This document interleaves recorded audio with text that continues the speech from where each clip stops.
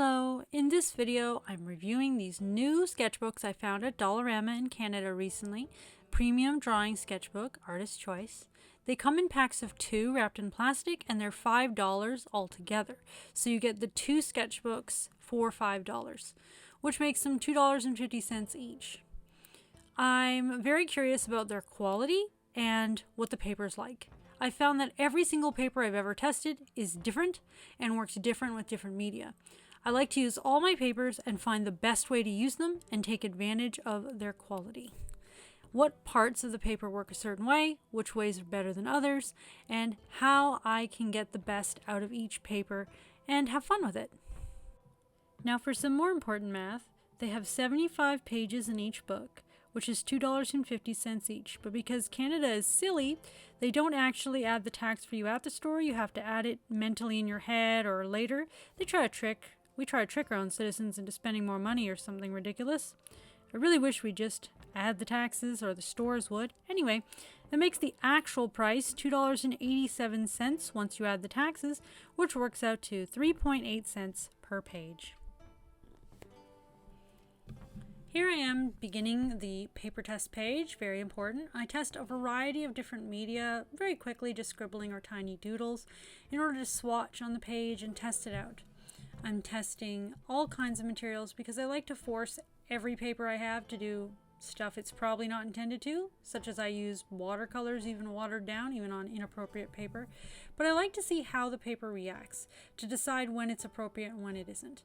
I found it was really great for a ballpoint pen and that it actually has a fair bit of tooth.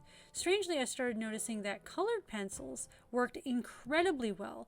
They glided perfectly on the surface was perfect for gripping them, and the colors looked richer, darker, and brighter overall on this paper. It's one of the most amazing papers I have for colored pencils. So that's really good because it's not very expensive, and if I want to do colored pencil art, it's actually a great option. The thing is, I like to work in mixed media, so I'm trying to test different things. Here I'm actually now testing different brands of colored pencil, and I'm doing different gradient blends using a bunch of different random colors. Sometimes I'm picking them up on purpose so that the gradients look good, and other times I'm sort of grabbing things more at random. The color pencils themselves are of different qualities, but the paper can actually make the biggest difference. Never underestimate the importance of the paper or the surface you're working on. I found that even my cheap Crayola pencils worked really well on this paper. And my colored pencils I already liked, like Derwent Drawing and Prismacolor, Goldfaber, and my Brute Funners, were even more amazing on this paper. I really like the Koh-i-Noor Magic because it's fun to draw with random colors and have multiple colors in one pencil. And I really found that blending them together, making smooth gradients, and just the overall use of them was even easier than normal on this paper. Some of these pencils are not necessarily quite as blendable, like the Polychromos, which is a little harder, but I found it worked really well on this particular paper. So I was just really impressed with this paper for ballpoint pen and for colored pencil, but it was sort of in the middle for ink. I was also a little concerned about the tooth of the paper damaging some of my felt tip pens. Here I am using watercolor. I'm doing some washed out, very watery watercolor. It actually paled a lot and the paper did warp a lot. So watercolor is particularly bad on this paper, even worse than my other dollar store sketchbooks, even the same ones from Dollarama. This paper is very different. Each sketchbook has different paper. The black sketchbook from Dollarama that has acid-free archival paper is very different from the non-archival paper one that has more pages that are thin, which is its own unique paper. And then this paper is another paper, and they're very, very different from each other. So here I am testing out acrylic paint and just really testing out lots of different things. So it's actually, I think, Liquitex Basics is what the acrylic paint is.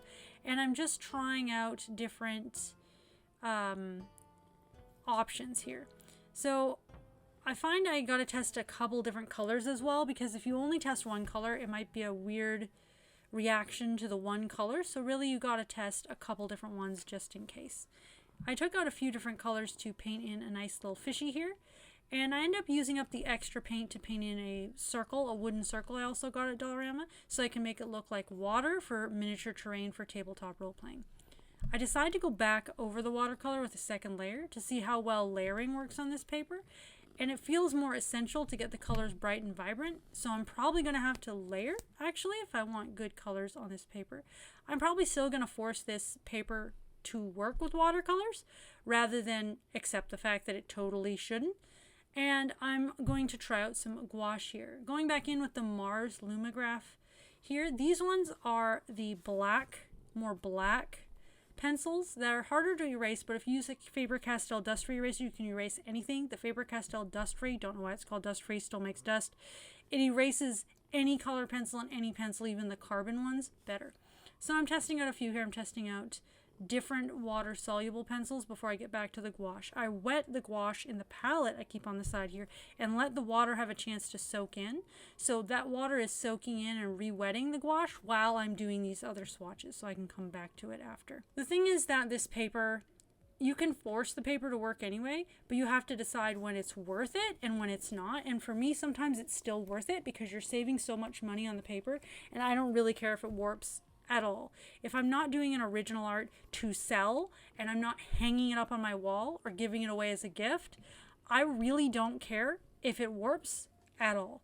It depends on my mood. So I test the paper so I know what mood am I in. Am I in the mood to struggle against it and have the watercolors go extra pale, or am I in the mood to have a supply I'm using work really well and easily? So it depends on my mood. Sometimes I'm in the mood for a challenge and I just want to get the best bang for my buck. I just want to force the cheap paper to work, and I found a lot of techniques and ways of doing it that's very satisfactory to me, and I feel like saving the money ends up being more valuable to me than saving the headache. I have a hard time even using my expensive paper, and I'd much rather get a lot more paintings done. Now I have my really good paper that is not as expensive, but even still, sometimes getting that paper again is going to be more trouble. So there's a lot of factors involved when it comes to things like this. In the end, you have to decide what's best for you as an individual artist and not listen to the art snobs who tell you you have to use 100% cotton, crazy expensive paper and aren't allowed to use cheaper paper. That's foolishness. As you can see, this is sort of a slideshow of photographs of some of the different pages I'm proud of in the book. That some of them are unfinished, and here's a little bit of a flip through of some of the pages. Some are unfinished, some are more finished, and some I go back in and finish eventually over time. I use it for a variety of things. Once again, that's all for this video. If you like my videos, please remember to like, subscribe, and turn on that notification bell to all notifications so you will know when a new video comes up. I aim for new videos every Wednesday, but sometimes life happens and things are delayed. I hope that you enjoyed this video, and we'll see you with another one very soon.